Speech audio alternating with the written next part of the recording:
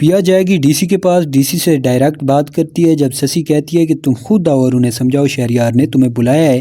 पिया मीटिंग करती है डीसी के साथ। डीसी उससे पूछता है तो सारा हाल अहवाल बताती है उसे, और बताती है किस तरह मूसा ने उसके बाबा को फंसाया था, और जब वो सब कुछ हार गए थे तो पिया को भी उनने हार दिया था, और आज जबकि मूसा उनके सामने आया है वो सेठ दाऊद बना हुआ है। अब उन्हें वो सारे केस खुलवाने हैं जिनकी वजह से मूसा अपने अंजाम तक पहुंच सकता है। डीसी कहते हैं हाँ मैं तुम्हारी मदद करूंगा पिया, मैं जरूर तुम्हारी मदद करूंगा। शशि ने मुझे तुम्हारे बारे में बताया किन तकलीफ से गुजरी हो, लेकिन इसके लिए तुम्हें मुझे सारी डिटेल्स प्रोवाइड करनी होगी। मैं अपनी तरफ से भी पूरी कोशिश करूंगा और जो कुछ हो सकेगा मुझसे मैं जरूर करूंगा। पिया कहती है ठीक है डीसी साहब, मैं जरूर आपको जब भी मेरी जरूरत हो तो आप मुझे बुला सकते हैं।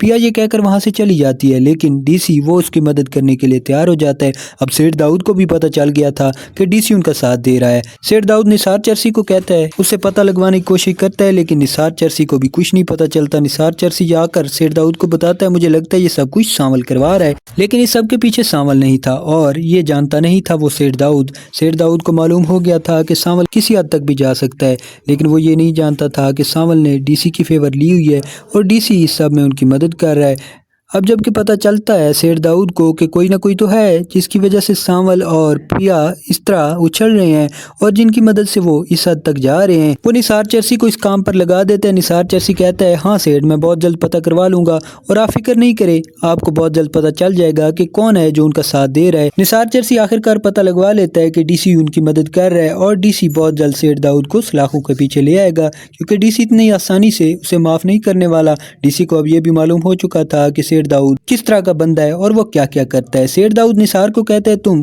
राब्ता करवाओ मेरा डीसी से, मैं उससे बात करूंगा। सेठ दाऊद डायरेक्ट पहुंच जाता है डीसी के पास। डीसी के पास जाता है, उससे बात करने की कोशिश करता है और उसे रिश्वत देता है, लेकिन डीसी साफ इनकार कर देता है। उसे कहता है हाँ अब मैं तुम्हें तुम्हारे अंजाम तक पहुंचाऊंगा सेठ मूसा। सेठ मूसा जब सुनता है ये सब कुछ वो कहते हैं मेरा नाम सेठ दाऊद है और डीसी साहब आप मुझे किस अंजाम तक पहुंचाने की धमकी दे रहे हैं। अब जानते हैं मैंने ऐसा कुछ नहीं किया, आप शायद उस लड़की की बातों में आ गए, वो झूठी है, फरेब कर रही है और आपको भी उसने अपनी बातों में उलझा लिया है। डीसी कहता है पहले शायद मुझे इस बात का यकीन नहीं होता, लेकिन आज जो तुमने हरकत की है और इस तरह ये पैसे की गठनियों लेकर मेरे पास आए हो, मैं यकीन करने लगा हूँ कि जरूर तुमने कुछ ना कुछ तो ऐसा किया है जो तुम्हें ये सब करने की जरूरत पड़ गई है। सेठ दाऊद कहते हैं नहीं डीसी साहब मैंने ऐसा कुछ भी नहीं किया, लेकिन डीसी उसे वहां से भगा देता है और कहता है तुम चले जाओ यहाँ से, मुझे जो बेहतर लगेगा मैं करूंगा और मैं हमेशा इंसाफ के साथ खड़ा हूँ और आज भी मैं इंसाफ ही करूंगा।